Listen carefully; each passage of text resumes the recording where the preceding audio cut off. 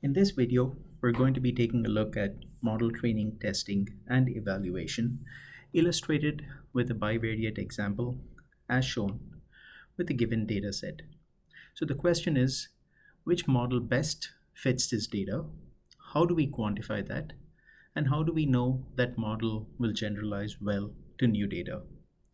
In order to do this, let's consider three different model fits to the same data set. One is going to be a linear model, the other one is quadratic, and the third one is a piecewise linear function. As you can see, the linear model does not fit the data too well, whereas the quadratic and the piecewise linear functions fit the data. How do we quantify this? This is through the use of residuals, which is the difference between the model predictions and the data, and expressed as the sum of squared errors. And we can see that the linear model actually has the largest sum of squared errors. What we don't know is how well do each one of these models generalize to new data. That's where model testing and validation comes into play. We're going to consider the same data, but this time we're randomly going to select 4 data points to be our test data, and the remaining data is going to be our training data. We're going to fit the same 3 models, but this time only to the training data set and holding out our test data.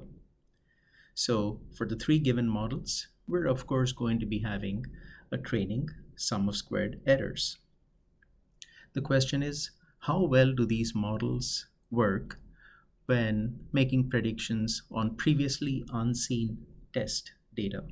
Let's bring in our test data points and compute the residuals from the model to the test data points, and that gives us a test sum of squared errors.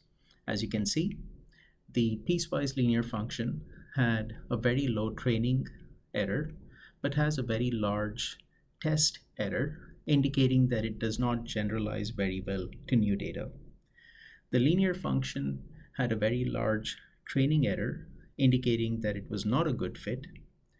The quadratic polynomial, on the other hand, has a very low training error and a very low test error, indicating that it fits the model and also generalizes to new data.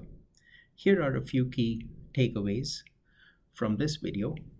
Typically, when you're considering test datasets, you would go for a training test split to be 70% or 30%, 80% training, 20% testing, 90% training, and 10% testing.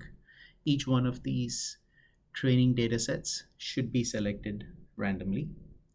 In general, when we have large datasets, we tend to use smaller test percentages. Of course, the test dataset should be large enough to be statistically meaningful, which means that it needs to contain all of the diversity of the data.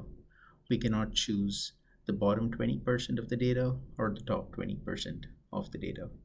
And in general, looking at the test error better indicates how well the model will generalize to new data.